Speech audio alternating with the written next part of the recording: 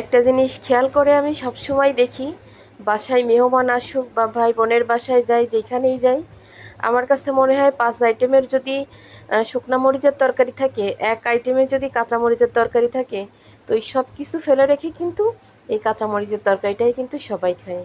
তো কাঁচা মরিচের তরকারির জায়গায় শাক ভাজি হোক বা শাক রান্না হোক বা যে কোনো বেগুনের তরকারি কাটাকুটা যাই হোক, বিশ্বাস করেন ওই মশলার তরকারি থেকে ওই তরকারিটাই মনে হচ্ছে বেশি খাই।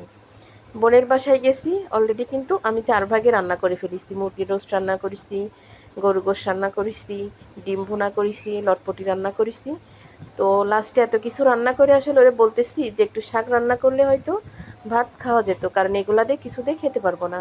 মাছ গোশ আসলে বাসায়ও কম বেশি খাওয়া হয়, ওদের ওইখানে গিয়ে মানে এইটা সেইটা নাস্তা পানি করে আর মন চাচ্ছিল না যে ওগুলা দিয়ে মনে হয় দুপুরি ভাত খেতে পারবো।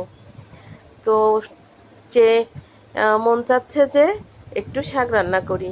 তো বোনকে বললাম যে শাক রান্না করব, যা আছে বের করে দে। তো বলল তুই যা দিয়ে রান্না করবি বের করে নে। তো আমি এখানে সামুদ্রিক মাছ নিলাম। শাকে সবসময়ের জন্য কিন্তু মাথা লেজ কাটাকুটি এগুলা দিয়ে কিন্তু শাক মজা লাগে। তো আমি এখানে বড় রুই মাছের মাথা বের করে নিচ্ছি, লেজ মাছ বের করে নিচ্ছি, আর এই সামুদ্রিক মাছ বের করে নিচ্ছি। 2 মাছ দিয়ে আজকে কলমি শাক রান্না করব।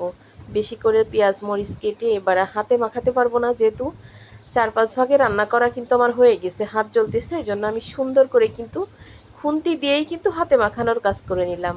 মাখায় উঠায় রেখে তারপরে শাক দিয়ে দেব। লাস্ট যে রান্নাটা সেটা হয়তো ফার্স্টেই দেখতে পারিছেন।